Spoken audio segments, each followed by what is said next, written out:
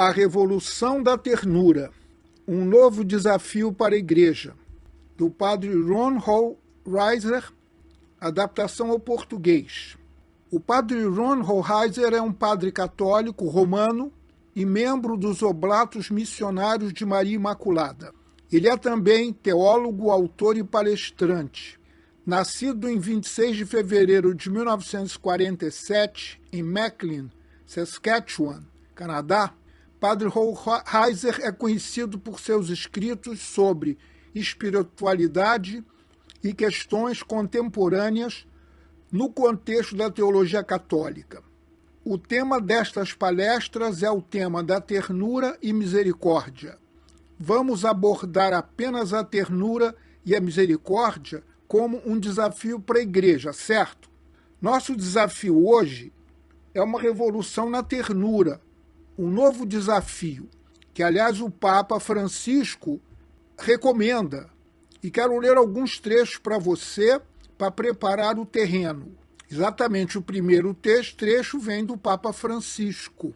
Ele diz que nossas vidas religiosas são um diálogo entre nossa fraqueza e a paciência de Deus. É uma frase excelente.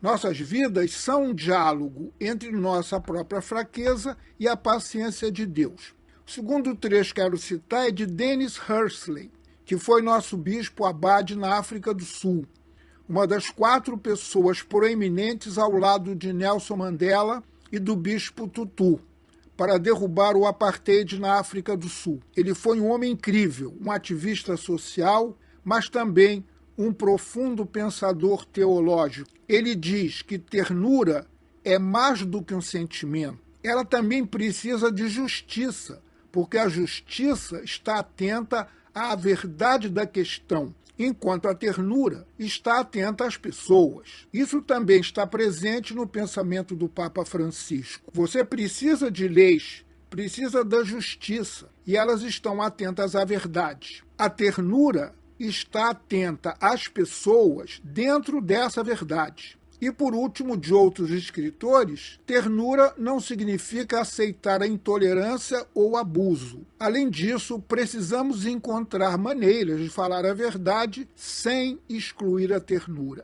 Então, quero falar um pouco sobre nossa necessidade de ternura e misericórdia. E quero falar sobre a ternura conforme os evangelhos a definem. E depois, a misericórdia na natureza de Deus, a misericórdia na natureza da Igreja. Temos necessidade de ternura e misericórdia. Quero começar com uma citação de Lucas, que pode ser bastante confusa se você parar para pensar nela. Em Lucas 15, Jesus diz o seguinte: ele diz que há mais alegria no céu por um pecador que se converte do que por 99 justos que não precisam de conversão. Ponto final. O que está sendo dito aqui é se Jesus está afirmando que Deus ama mais os pecadores do que as pessoas boas. Parece sugerir isso, que há mais alegria no céu por um pecador que se converte do que por 99 pessoas que não precisam de conversão. Então, está Jesus dizendo que Deus ama mais os pecadores do que as pessoas justas? Não. É um paradoxo. É porque não existem pessoas justas. Deus ama os pecadores que admitem ser pecadores. E todos nós somos pecadores. Portanto, não é como se Deus amasse mais os pecadores do que as pessoas justas, porque nós todos somos pecadores. Só houve 2 pessoas na história que caminharam neste planeta sem pecado, Jesus e Maria. Elas tiveram algumas vantagens que nós não tivemos. Uma era Deus, e a outra foi concebida sem pecado. Mas todos somos pecadores, e Deus se alegra quando admitimos isso, quando reconhecemos, como diz Mary Goetze, que todos nós precisamos de misericórdia, todos nós precisamos de ternura. Eu vou contar uma pequena história sobre isso. Em 1966, eu ainda era um jovem indo para o seminário e me lembro da revista Time Magazine, que lançou uma reportagem de capa que alguns de vocês se lembrarão. A capa da Time Magazine era simplesmente grande, preta e branca e dizia Deus está morto. E depois, 7 anos depois, em 1973, a Time Magazine lançou a capa com um grupo de carismáticos jovens orando com as mãos estendidas, orando em línguas, e a Time Magazine disse: Deus está vivo e bem entre a juventude na América. E Jim Dunning, um padre que trabalhou com a catequese, escreveu uma carta à Time Magazine e disse: eu gostei muito disso, porque no céu há mais alegria por uma Time Magazine que se converte do que por 99 jornais diocesanos que não precisam de conversão. Não existem pessoas justas. A parte-chave em Romanos é dos capítulos 1 a 8, e é realmente o canto do cisne de Paulo. Os romanos foram realmente a última coisa que ele escreveu, e ele estava se preparando para passar o bastão. E dos capítulos 1 a 8 é meio que a quintessência do que Paulo quer dizer. Então, se você imaginar o velho missionário está enfrentando a morte e tudo mais, então, qual é a última coisa que ele quer dizer? Qual é o centro de sua mensagem? Isso está nos Romanos, do capítulo 1 ao 8. Ele passa dos capítulos 1 a 7 fazendo o quê? Nos dizendo que ninguém acerta, ninguém. Todos sabem o que é certo e o que é errado, e nem judeus, nem gentios puderam fazê-lo. Ele diz que nenhum de nós consegue fazer isso. Lembre-se, ele diz, ai de mim, rico que sou, o bem que quero fazer não consigo fazer, o mal que quero evitar, acabo fazendo. Ele diz que simplesmente somos moralmente ineptos, não podemos nos realizar moralmente. E ele chega a este clímax, ninguém acerta. Então, focaliza no ponto em que ele quer chegar. Mas sabe de uma coisa? No final do capítulo 8, ele diz, não precisamos acertar. Ele diz que vivemos sob um Deus misericordioso. Lembre-se, ele diz, e nada pode separar você do amor de Jesus, nada, incluindo o seu próprio pecado, absolutamente nada. Ele diz, você não precisa acertar, porque vivemos sob a misericórdia de Deus e precisamos perceber isso. Não para que comecemos a pecar, ele diz, essa não é a interpretação. Quando você começa a viver sob a misericórdia, você para de pecar, porque agora sabe o que é o amor, entende o que significa trair. Sabe, é interessante, Karl Rahner escreveu um artigo muito provocador há alguns anos. Karl Rahner diz que quando Jesus estava sendo crucificado e ele dizia, Pai, perdoai-lhes porque não sabem o que estão fazendo, Rahner disse que eles sabiam o que estavam fazendo sim. Eles sabiam que estavam crucificando um homem inocente. Mas Jesus diz, perdoa-lhes porque não sabem o que estão fazendo. E Rahner diz, eles sabiam o que estavam fazendo. Então, por que Jesus disse isso? Ele disse que eles não sabiam o que estavam fazendo num nível muito mais profundo. Na superfície, eles sabiam o que estavam fazendo, mas a ignorância deles não era sobre a inocência ou culpa de Jesus. A ignorância deles, que Tomás de Aquino chama de ignorância invencível, tinha a ver com o fato de que eles não sabiam o quanto eram amados. Sabe, nós fazemos muitas coisas estúpidas porque não conhecemos o amor e a misericórdia sob os quais vivemos. Perceber o amor e a misericórdia não nos tornam pecadores. Eles nos transformam no oposto, porque agora sabemos o que significa trair, repito. Sabe, eu escrevi um artigo sobre isso, sobre a fala de Rahner, e recebi algumas respostas bastante acaloradas. Mas recebi uma carta maravilhosa de uma mulher, onde ela dizia, tenho 48 anos, e posso dizer honestamente que nunca, até os 40 anos, nunca ter cometido um pecado em toda a minha vida.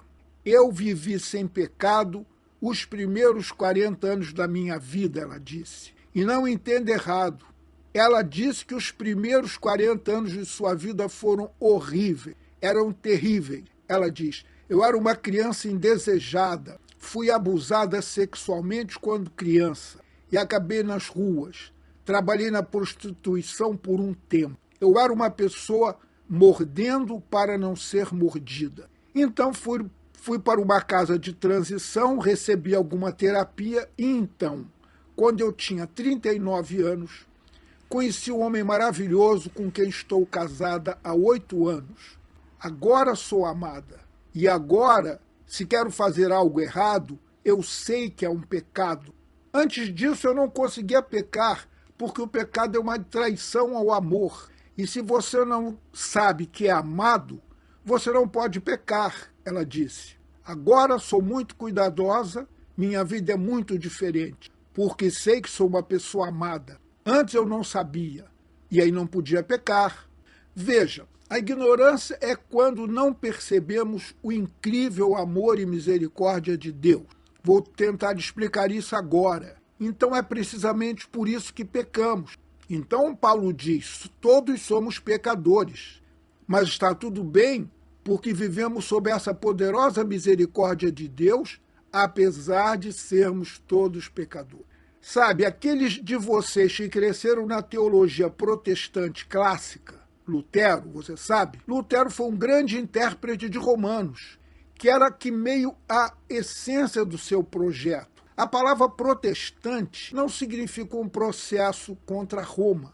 É um protesto a favor de Deus, ok? E Lutero entendia os capítulos de 1 a 8. Então ele cunhou algumas grandes frases que sobreviveram no protestantismo clássico. E uma delas é esta. Ele diz, não é uma questão de você ser pecador ou não ser pecador. É apenas uma questão de qual é o seu pecado. Qual é o meu pecado? E então ele conhece essa grande frase onde ele diz, peque corajosamente, porque Deus é um Deus que perdoa. Curiosamente, ele faz essa pergunta.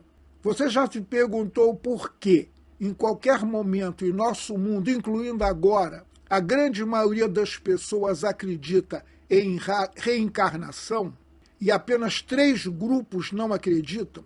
Apenas 3 grupos, cristãos, judeus e muçulmanos. Essas 3 religiões não acreditam em reencarnação. Por quê? Porque nós temos o mesmo Deus, Yahvé, Alá, e o Pai de Jesus, ok? Deus o Pai. Veja, temos um Deus redentor.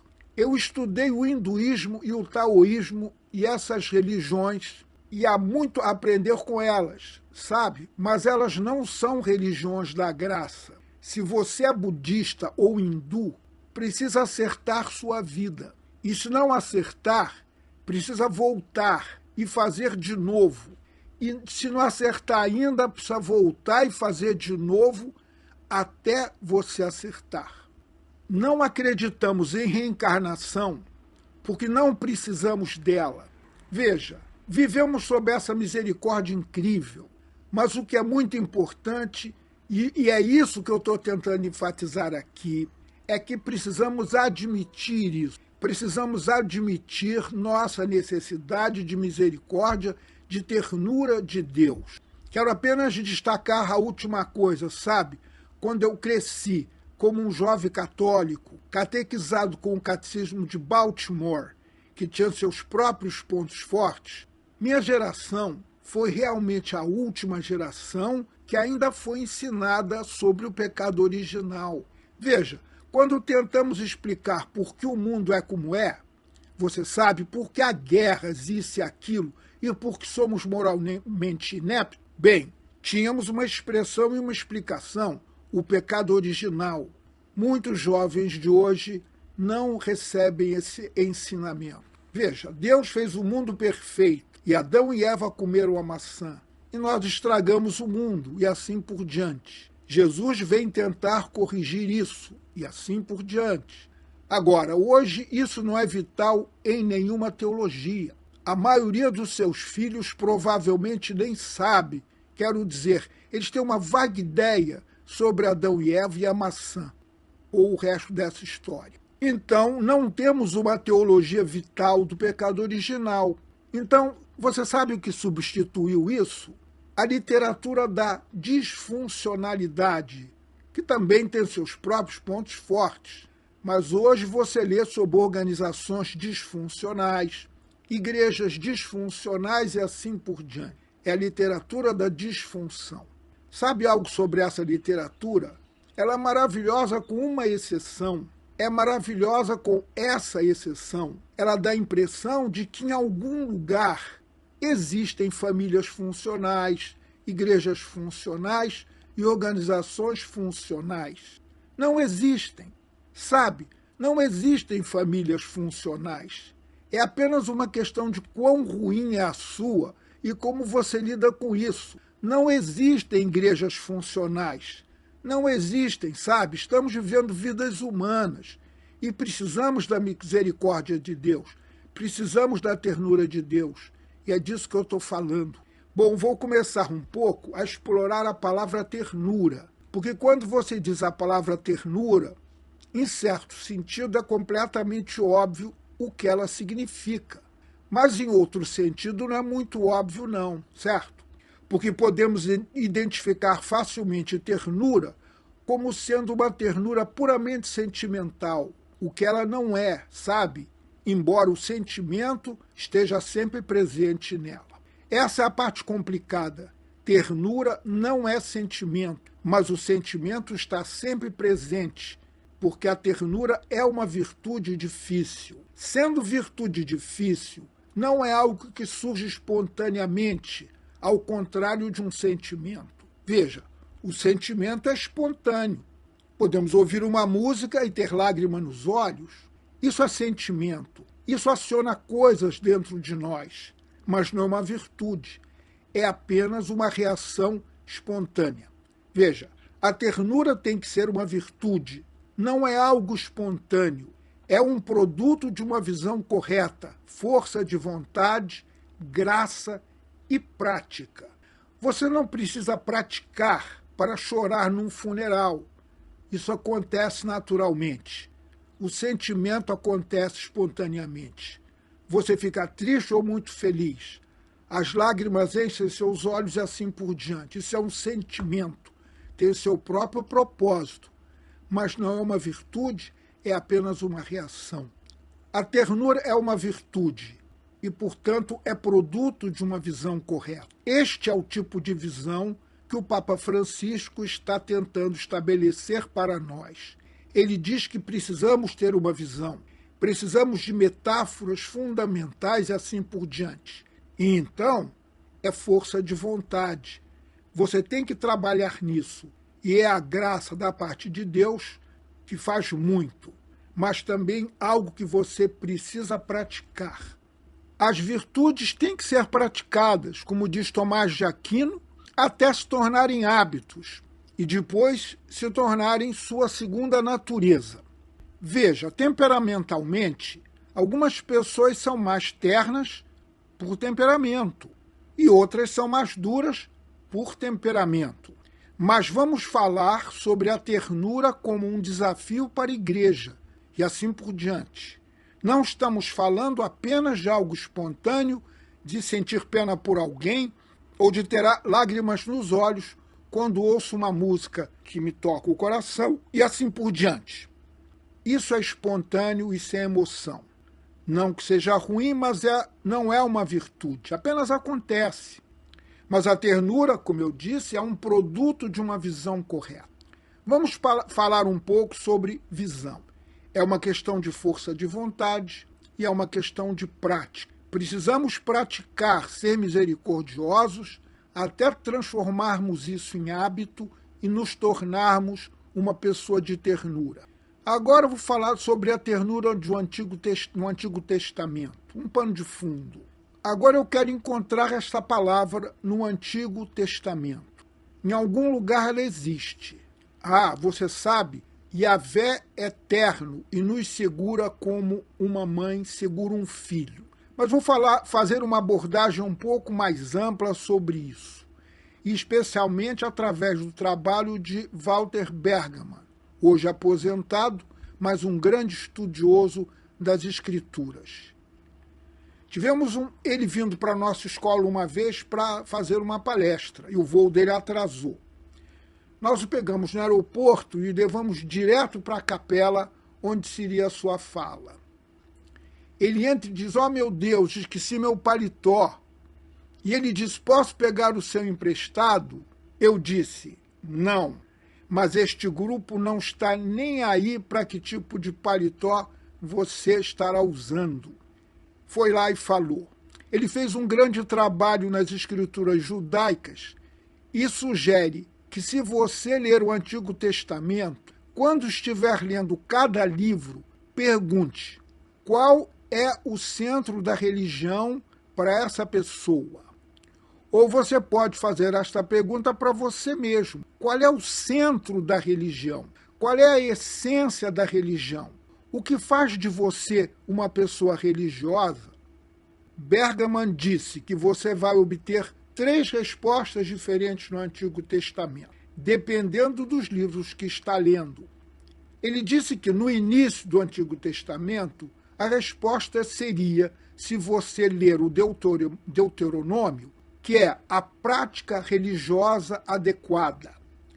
Você sabe, o que faz de você um bom judeu? Que você seja circuncidado ou nasça no judaísmo se for mulher e assim por diante. Então você tem que seguir o código das Escrituras, começando pelos 10 mandamentos. Mas então eles codificaram, tinham 1.600 leis. Chegaram até mesmo a maneira de ferver o leite. Se você é um judeu ortodoxo, você ferve o leite dessa maneira. Você não pode ter o leite tocando carne, ou não pode bebê-lo ou comê-la, e assim por diante. E veja, também havia essas leis dietéticas, mas havia lei sobre menstruação, havia lei sobre tudo, e vai por aí.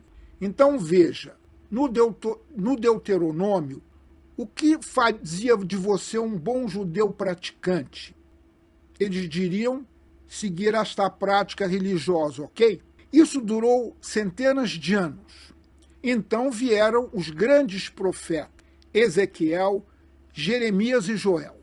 Eles vieram e alteraram completamente isso. Os profetas simplesmente desbancaram esta maneira de ver a religião.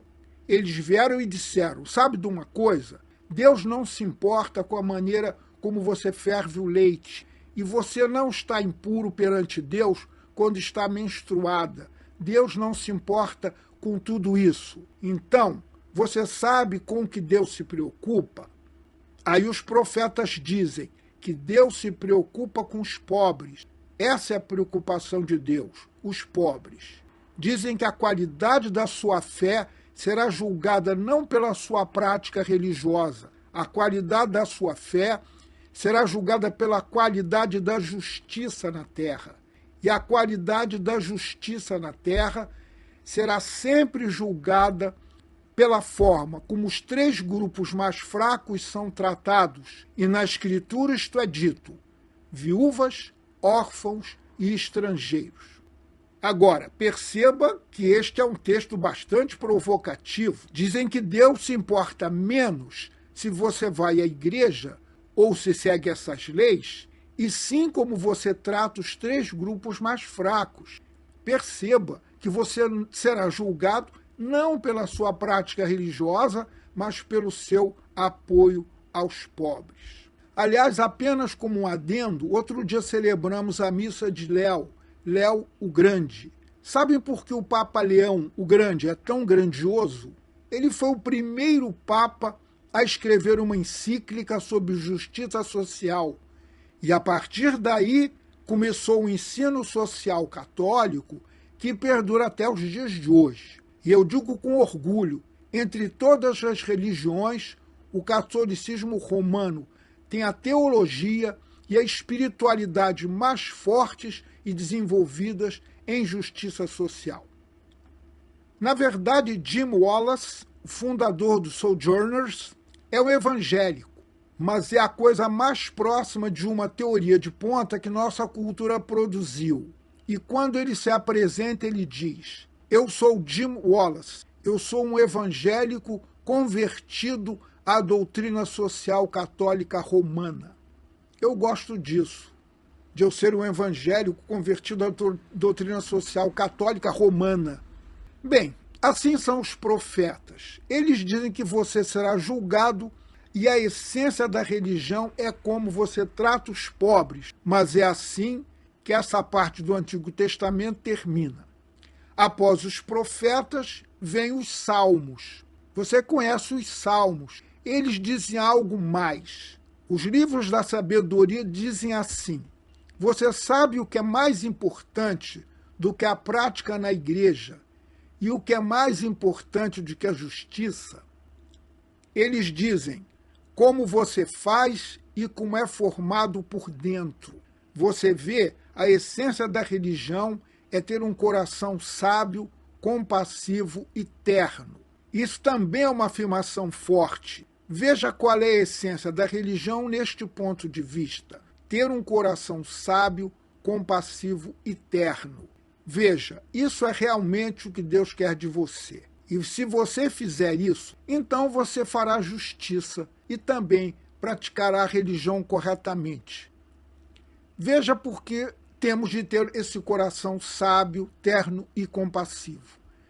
Portanto, nós dizemos que o centro da religião é esse. Agora é interessante, essas três visões não se davam bem entre si.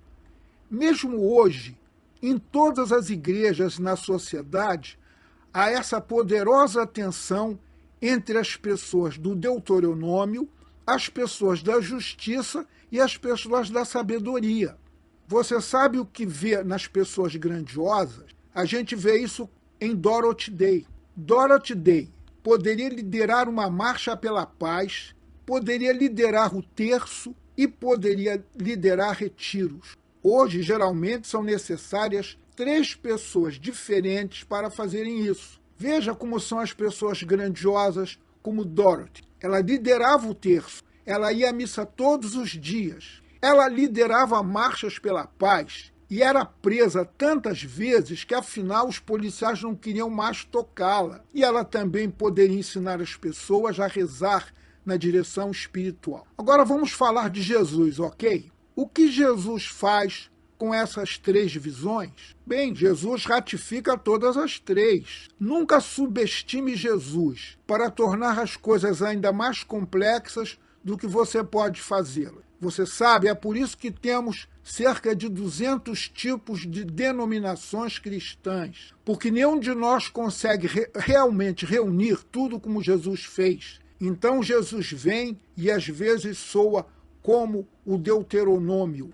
Então Jesus diz: se você me ama, se é meu seguidor, você vai cumprir os mandamentos e você não vai quebrar a lei. Lembre-se, eu não quebro um iota da lei e assim por diante. De repente, ele se parece com o Deuteronômio, mas então ele vem e ainda é mais forte do que os profetas nessa questão de justiça. Isso é Mateus 25. Em Mateus 25, esse é provavelmente o texto mais assustador na Escritura para a maioria de nós, mas não assusta as pessoas da justiça. É o famoso texto que todos vocês conhecem de cor.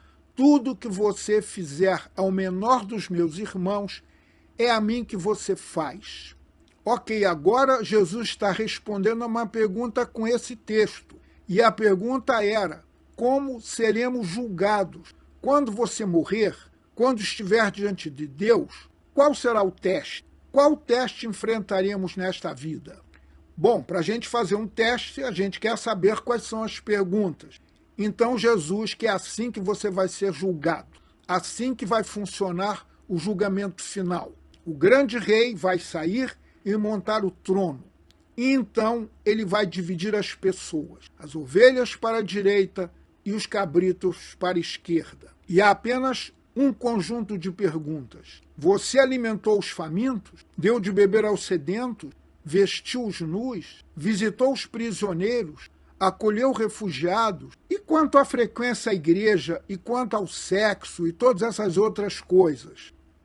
Ele apenas diz: você alimentou os famintos, deu de beber aos sedentos, vestiu nus, você sabe.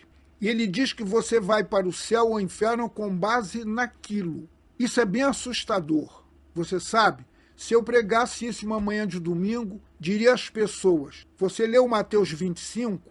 Você vai para o céu ou inferno com base em como você tratou os pobres. Portanto, eu não vou mencionar religião ou qualquer outra coisa. Se eu fizesse isso, eu estaria no escritório do bispo na manhã seguinte, não é verdade? Mais algumas coisas sobre esse texto. Se você notar no texto, tanto as pessoas que fazem certo quanto aquelas que fazem errado não sabiam o que estavam fazendo. Então, o grupo que fez certo, eles dizem que não sabíamos que era você. Ele diz: não importa, você fez. Se você fez aos pobres, você fez a mim. E o grupo que não sabia o que não fez certo disse: se soubéssemos que era ele, teríamos feito.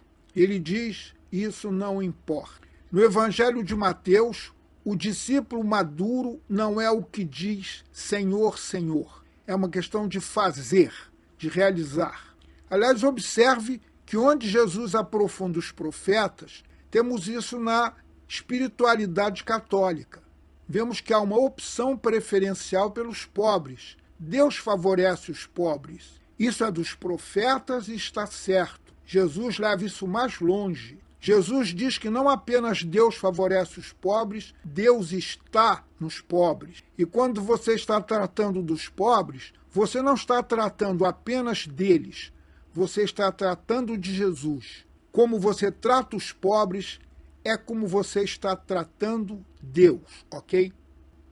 Quando Daniel Barragan, que eu acho que foi um dos nossos grandes pensadores espirituais, faleceu há alguns anos, ele estava no auge de sua força.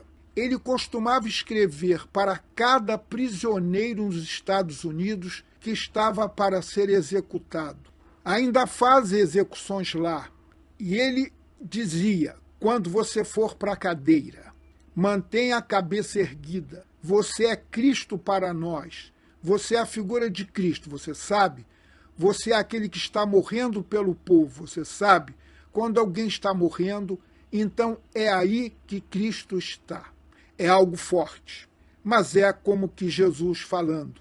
Bom, mas Jesus não terminou ali. Perceba que em Jesus, em algum momento, é Deuteronômio. A religião é sobre a observância adequada. Mas ele diz: seja compassivo da maneira como seu Pai Celestial é compassivo. É interessante. Há duas versões desse texto, sabe? Em Mateus e Marcos. Eles traduzem com uma palavra diferente, embora seja a mesma situação. Jesus diz: seja perfeito da maneira como seu Pai Celestial é perfeito. Agora, eu não gosto dessa palavra, porque nós pensamos no software grego, todos nós aqui, hoje. E os hebreus pensavam em um software diferente.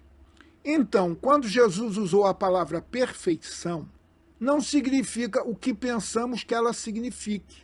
Veja, todos nós, quer saibamos ou não, estamos pensando no software que Sócrates, Platão e Aristóteles inventaram. E depois Agostinho escreveu para nós. Eu diria que Agostinho escreveu o Windows 400. Agostinho escreveu o Windows 400, que ainda estamos usando com algumas atualizações. Mas veja, quando usamos a palavra perfeito, eles dizem seja perfeito. Isso é impossível para nós alcançarmos. Veja, para a mente grega, perfeição significa não ter falhas. Uma vida perfeita significa que você não tem falhas. Uma vida moral perfeita significa que você não erra. Ninguém pode alcançar isso. Bem, é certo que em hebraico a palavra perfeito não tem o sentido grego. Esta palavra significa compaixão e misericórdia. É por isso que o Evangelho de Lucas simplesmente coloca assim: seja compassivo, seja misericordioso como seu Pai Celestial é misericordioso. Não podemos ser perfeitos, mas podemos ser misericordiosos, podemos ser compassivos, podemos ser ternos como o Pai Celestial é terno, ser compassivos como o Pai Celestial é compassivo. Porque Jesus vai definir compaixão aqui e vai nos pedir mais do que qualquer outra religião já fez, ok? Então ele diz para sermos compassivos como seu Pai Celestial é compassivo, ou sermos misericórdios como ele é, e ser ternos como o Pai Celestial é terno. E ele diz o porquê. Porque o seu Pai Celestial deixa o sol brilhar sobre os maus, assim como sobre os bons, sobre os justos, assim como sobre os injustos.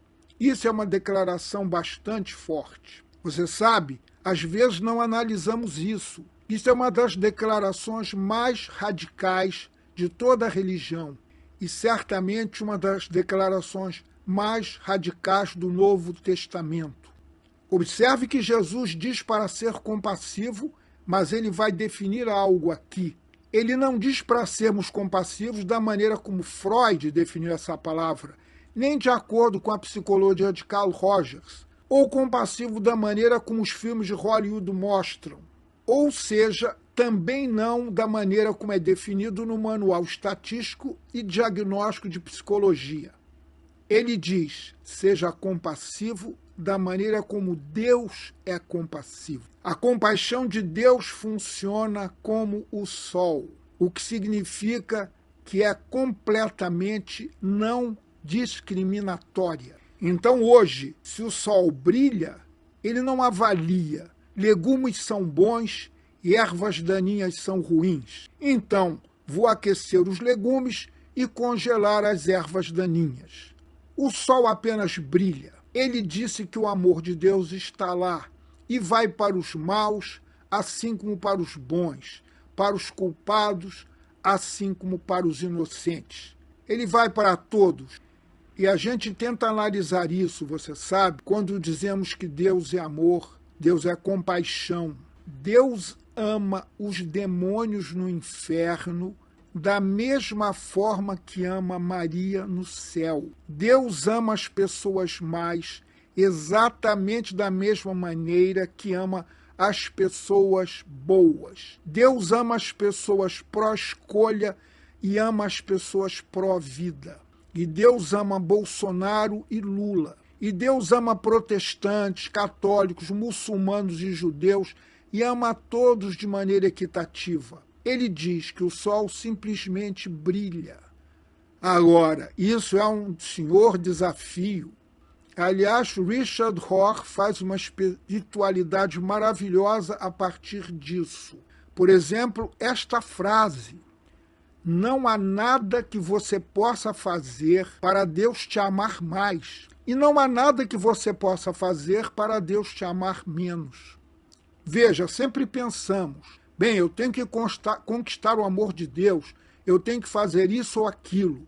E ele diz que não há nada que você possa fazer para fazer Deus te amar mais. E não há nada que você possa fazer para Deus te amar menos. Porque Deus é amor incondicional.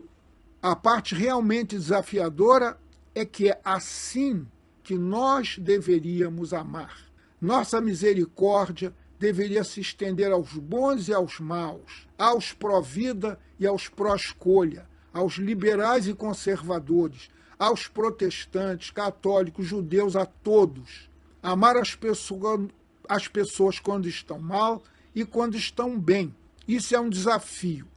Eu disse isso uma vez em uma igreja em Austin, e uma pessoa me disse, bem, isso é a coisa mais indecisa que eu já ouvi. E eu disse, bem, discuta com Jesus, ok? Eu estou apenas citando ele aqui.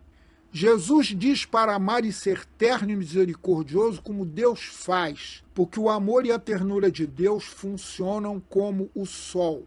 Ele simplesmente brilha sem qualquer tipo de discriminação, absolutamente. E isso é o que nos é pedido para amar.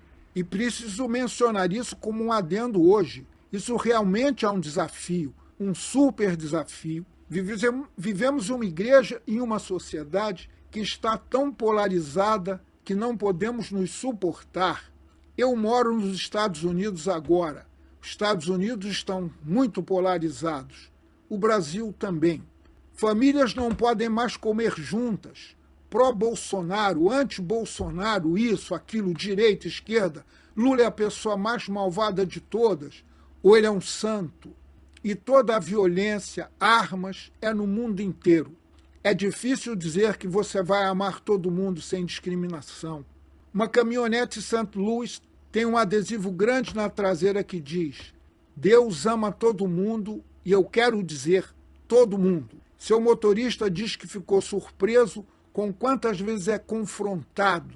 As pessoas dizem: o que é essa bobagem, toda essa coisa? E você sabe, tudo que ele está fazendo é citar a Escritura. Deus ama todo mundo e eu quero dizer todo mundo. Sobre o Papa Francisco, este é um dos grandes desafios de Francisco. E é também um dos lugares onde Francisco está modelando algo para nós. Vou dar alguns exemplos. Pega a questão controversa do aborto.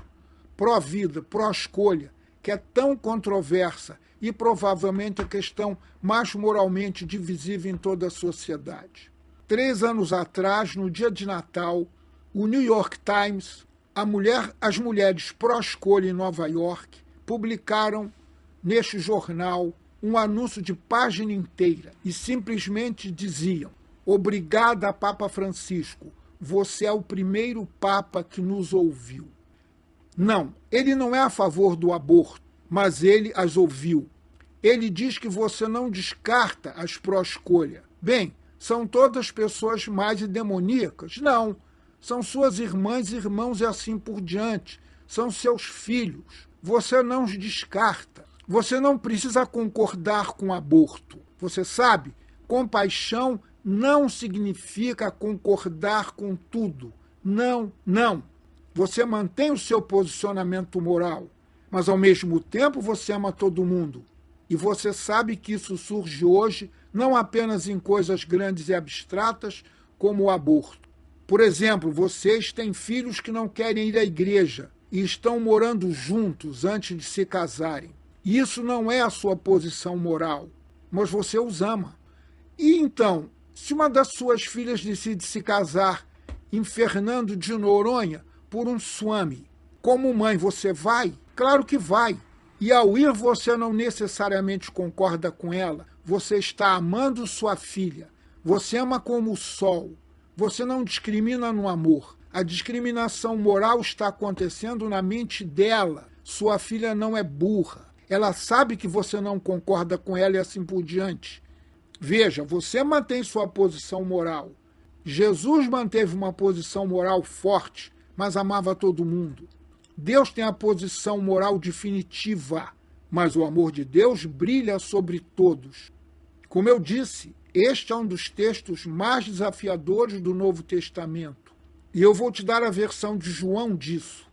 João muitas vezes pega esses textos e os ilustra de maneira diferente, porque ele escreveu cerca de 50 anos depois.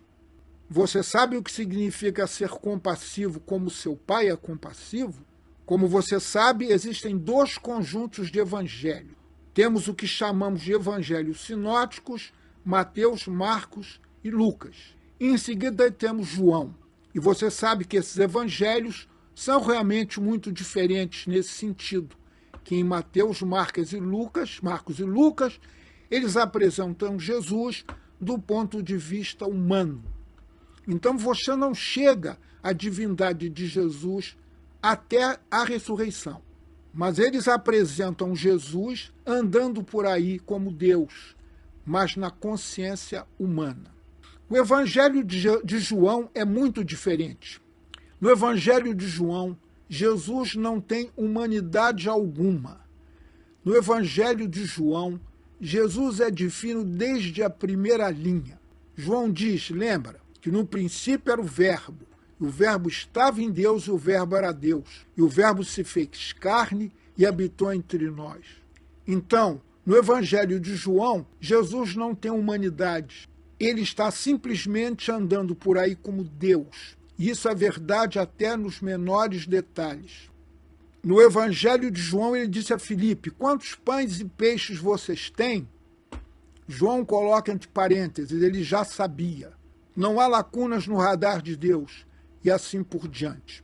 Ok? Então, no Evangelho de João é diferente do que nos evangelhos sinóticos. E qual vai ser das primeiras palavras da boca de Jesus nestes evangelhos? Arrependam-se, pois o reino dos céus está próximo. E essa palavra é como a abertura da ópera. É o que os estudiosos chamam de chave hermenêutica. Ela destranca tudo. Esta é o evangelho em uma palavra. Infelizmente, em português, inglês, francês, traduzimos como Marcos diz, quando Jesus começou a pregar: arrependam-se e creiam na boa nova. Agora, a razão pela qual traduzimos tão mal é porque não sabemos como traduzi-la. Deveríamos provavelmente apenas deixá-la no grego, porque quando você diz a palavra arrepender em português, inglês, francês ou espanhol, línguas ocidentais, ela tem uma conotação diferente. Ela assume a conotação de que você já cometeu alguns erros e agora precisa voltar atrás nesses erros e se arrepender dos seus pecados. Isso não é de modo nenhum o que a palavra significa. Veja, a palavra aí é a palavra metanoia. Duas coisas sobre metanoia. Em primeiro lugar, observe que são duas palavras. E uma temos em português, meta, vindo do grego. Você tem a palavra meta. E meta em grego significa acima, significa alto, significa além. Então, noia vem da palavra grega nous, que significa mente. Então, o que Jesus está dizendo é: entre numa mente mais elevada, entre em um lugar mais elevado. Temos em português a palavra paranoia. Veja, metanoia é o oposto de paranoia. Jesus poderia ter dito: torne-se um desparanoico. Ou seja, acreditem na boa nova, ou de forma mais precisa, torne-se desparanoico e acredite que você pode confiar, que o mundo e a criação de Deus são boas notícias. É toda uma postura para viver. Temos de viver de tal forma que não sejamos paranoicos, não sejamos protecionistas e apenas acreditemos. É maravilhoso. Vivemos nessa energia incrível. É como eu chamei Deus, para viver nela. E não estamos aqui nesta vida como um teste, o que é suposto. Vai se comportar e ir para o céu no final, ou se comportar mal e ir para o inferno? Certo? Não. Não. Deus nos colocou nesta vida para prosperar. Agora, vai haver testes. Você não precisa procurar por eles. Eles virão, sabe? Mas ele diz: confie nisso, confie em mim. Não se proteja, coloque a mente aberta. É interessante, os antigos padres da igreja fizeram uma grande homilia sobre isso, certo? Eles disseram isso. Eles disseram que todos nós temos duas mentes e dois corações. E não no sentido junguiano e no sentido andrógeno e assim por diante. Isso é diferente. Eles disseram que temos duas mentes no que eu vou explicar. Dentro de cada um de nós há uma mente nobre, uma mente grande. Há precisamente uma metanoia. Há uma mente que é apenas superior. Há uma Madre Teresa e um santo e um Jesus dentro de cada um de nós. Mas também há dentro de nós uma mente mesquinha. Há uma mente e um coração mesquinhos que foram feridos, que são egoístas, que querem instintivamente cuidar de si mesmos, que se ofendem facilmente, que são paranoicos. Agora, eles dizem que a qualquer momento você depende de qual mente está operando. Então vamos a um exemplo. Você acorda um dia de manhã e você se sente como Madre Teresa, como Jesus, como São João Vianney. Você poderia morrer pelo mundo, você ama a sua família, você ama até mesmo a sua paróquia. Você ama tudo e diz: Senhor, abra meus lábios para que eu possa falar o seu louvor. E aí você vai trabalhar e vai para uma reunião de equipe. Nela, alguém te insulta e você pensa, eu vou ferrar com essa pessoa. Agora, de qual dessas pessoas você é? Ambas são você. Quando você se sente como a Madre Teresa, você está optando pela sua metanoia. Essa é a sua mente superior. Já o vou ferrar-lhe, você está operando a partir de sua mente mesquinha. Então, quando Jesus diz para colocar a mente superior, é para usar nestes casos. Você sabe o que mais? Isso também é simbolizado nos milagres de Jesus. É muito interessante quando você estuda os milagres dele. Às vezes são um pouco diferentes, onde ele faz o milagre apenas por compaixão. Mas os milagres de Jesus, observe isso, geralmente têm a ver com certos órgãos, seus olhos. Ele abre os olhos das pessoas, também sua boca. Pessoa surda, quer dizer morta, agora eles podem falar. Seus ouvidos, ele não pôde ouvir, agora pode ouvir. Ou suas pernas, você estava paralisado, agora pode andar. E aquele texto maravilhoso no Evangelho de Marcos, onde ele cura a mulher que o toca, e cura a filha de Jairo na mesma viagem. A conexão entre as duas mulheres, ele devolve a ambas a fertilidade. Ele devolve a ambas a generatividade. A filha dele, de Jairo, estava na idade em que as mulheres se casam.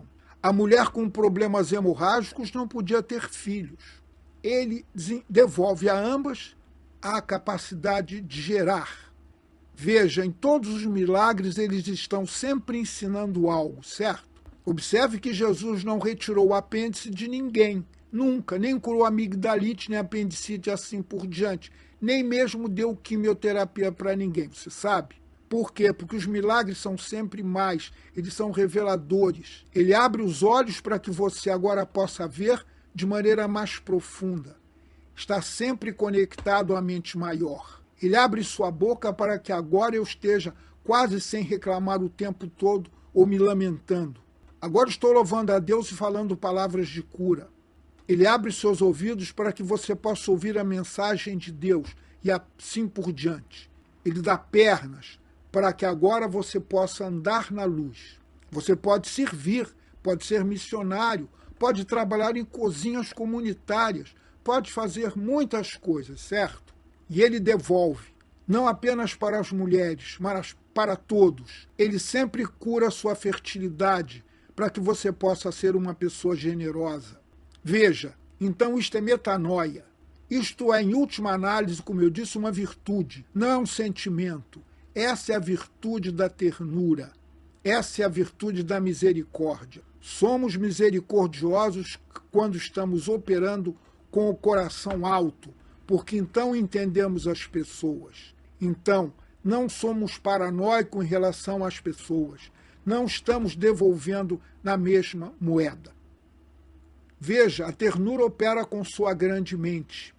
Henry Nouwen, sacerdote holandês, no seu primeiro grande livro que ele escreveu em inglês, foi um livro pequeno que ainda vale a pena ler, chamado Reze Sempre, sabe? Que existe em português com o título de Oração. O livro é inteiro sobre isso. Ele diz que você pode passar pela vida com duas posturas. Você pode passar pela vida em um nível profundo. Essa é a sua pessoa, sua postura.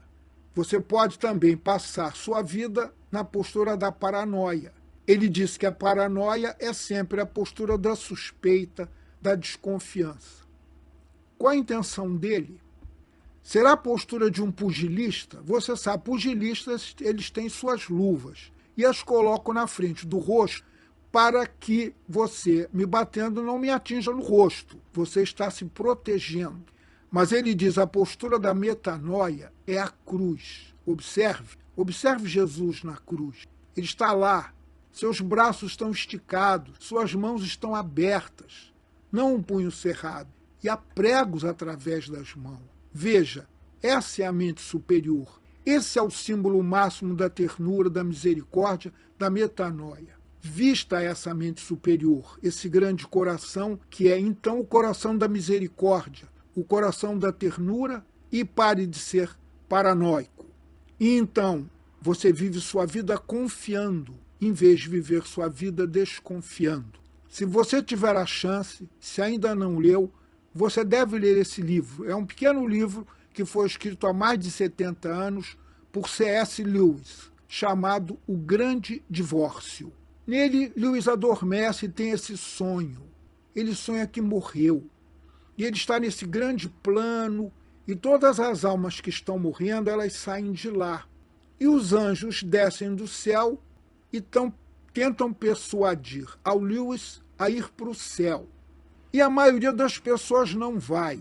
Aí ele pergunta aos anjos, qual é a pegadinha? Os anjos dizem, não há pegadinha, apenas me dê a mão e eu te guiarei até lá.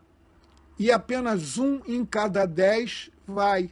E há apenas uma condição. Os anjos dizem, bem, terem mantido sua vida em ordem, você agora só precisa confiar em mim. Apenas confie em mim.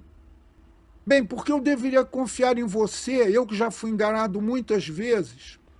Então, C.S. Lewis reforça aquilo que vemos falando, que é uma condição para ir para o céu. É a confiança. Precisamos confiar, sabe? E quando estamos paranoicos, não confiamos. Ou não somos misericordiosos também, sabe? Richard Rohr, sacerdote franciscano, até coloca de maneira mais simples. Ele diz, sabe, há apenas uma condição para ir ao céu. Todo o evangelho pode ser resumido em uma palavra. É a palavra rendição. Apenas se entregue, apenas se renda. Deus faz o resto.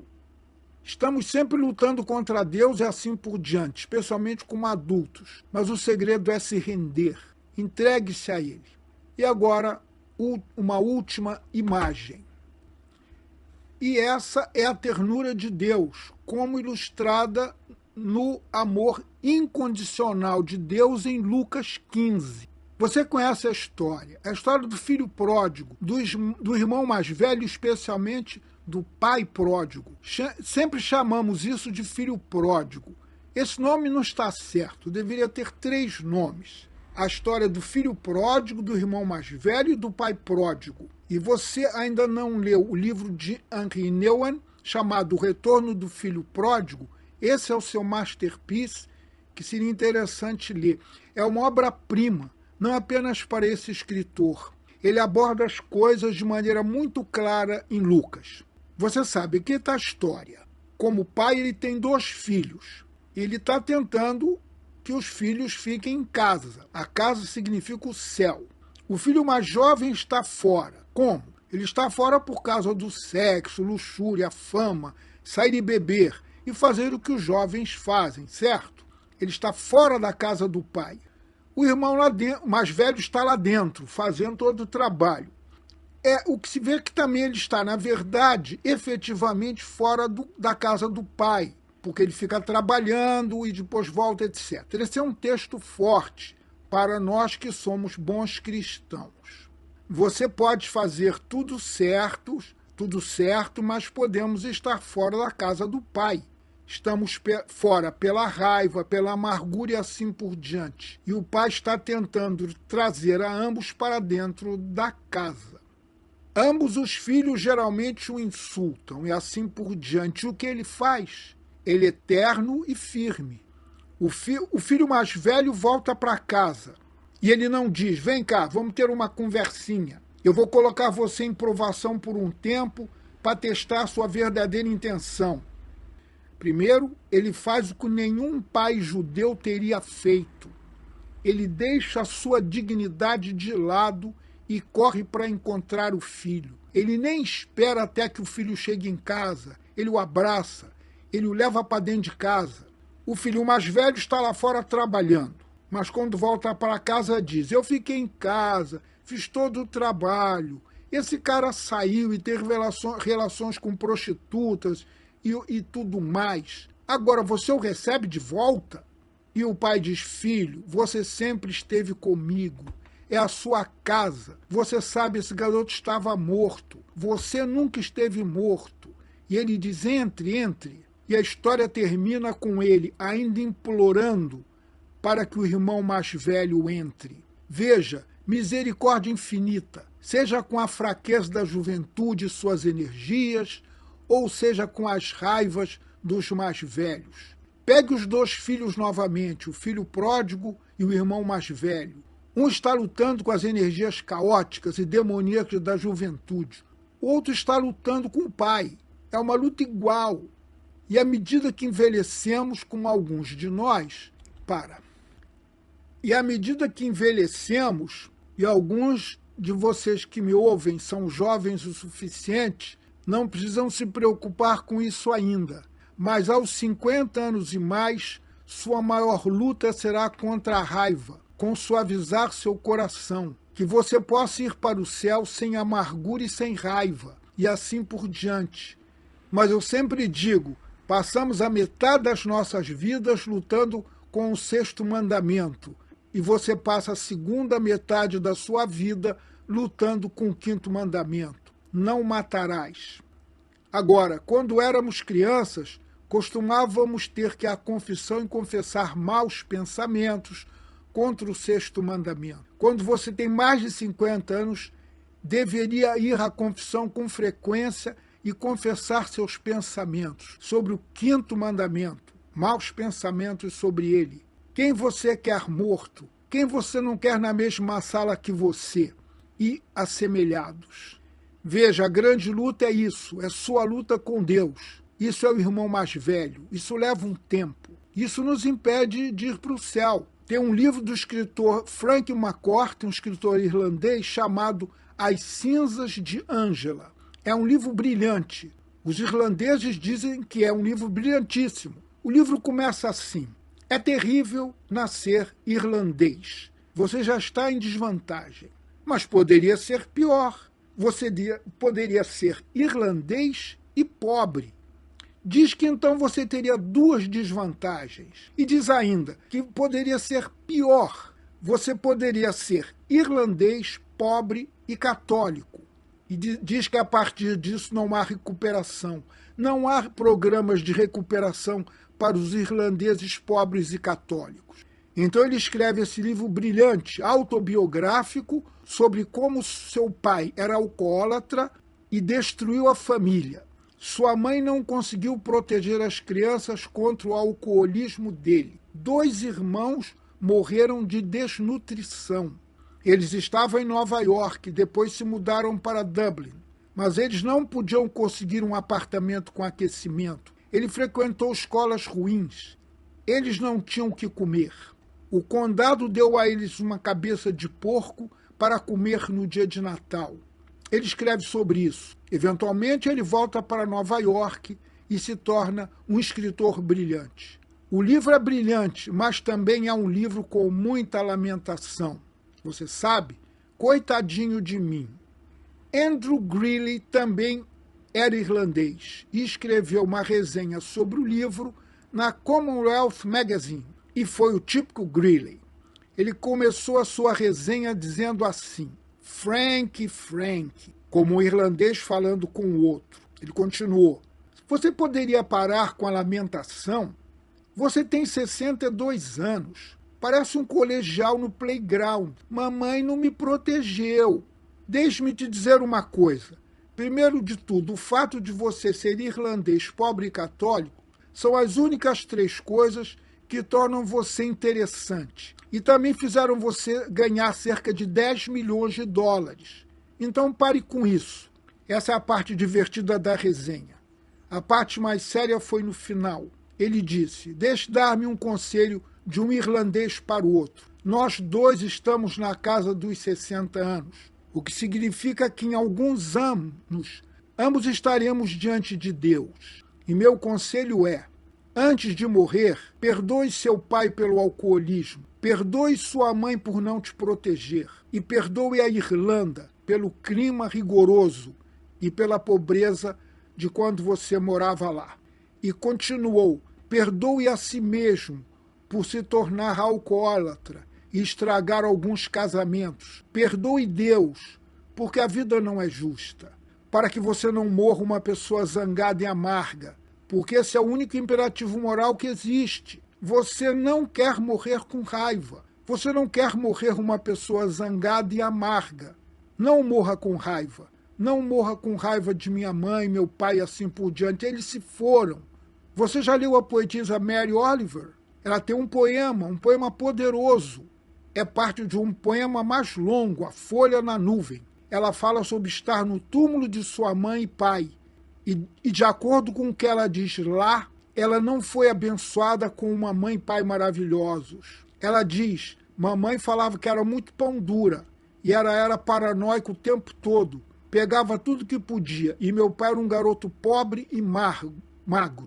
Ele conversava com Deus, porque ninguém mais o ouviria.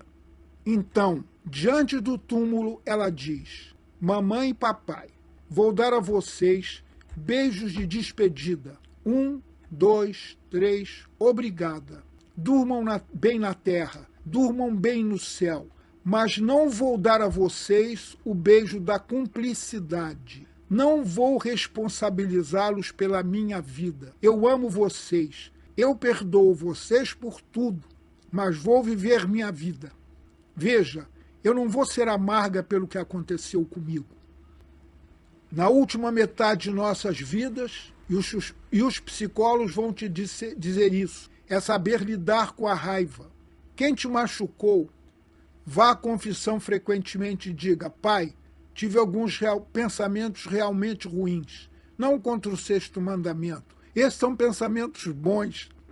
Você sabe, então confesse seus maus pensamentos e diga, tem muitas pessoas com quem eu não quero estar em uma sala, muitas pessoas que eu quero matar e assim por diante.